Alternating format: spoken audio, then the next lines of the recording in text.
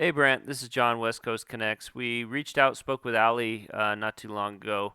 Ali said you were the one that would be watching this video, so I'm going to keep it pretty short and sweet.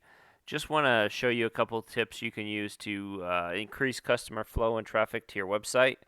And all I ask is at the end if you can give me some feedback, whether that be via phone call, email, text, anything will suffice. I just would love to hear your thoughts. So here it goes. So looking through your website, it's pretty good. You're not doing too much with it. It's kind of just there in case somebody needs to contact you, or kind of like a landing page, which works. Because one of the things I always say with websites is that you want content and you want buyer specific content, and you don't necessarily have that. It's more just information on your site. But when I looked at some of the traffic in your area, so I looked at some of the keywords. There's just not that much traffic in your area. So if you were trying to build your site up, excuse me, to get some traffic to work as a lead funnel.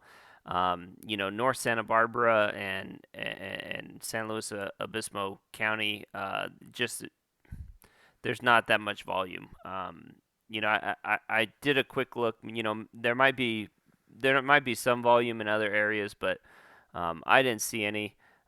You'd have to go down to Santa Barbara really to get quite a bit of traffic, and I know that's kind of out of your guys' realm. But I would build up your site a little bit. Because there's not much volume, chances are a lot of people aren't going for that particular area. Like, uh, let's see, like electrician Santa Maria. Chances are not many people are going after this volume. So if you build up your site a little bit, do a little bit of SEO, a little bit of backlinking, and you might get a little bit of traffic there.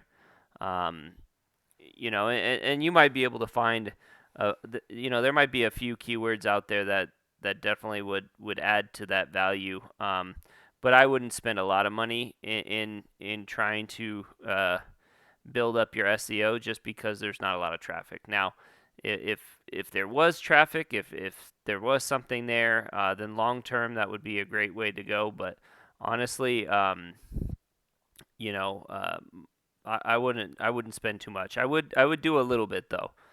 So that would be my first tip: is do a little bit of SEO. It doesn't have to be anything grand or big, but just enough to where you can start hopefully ranking for some of this stuff.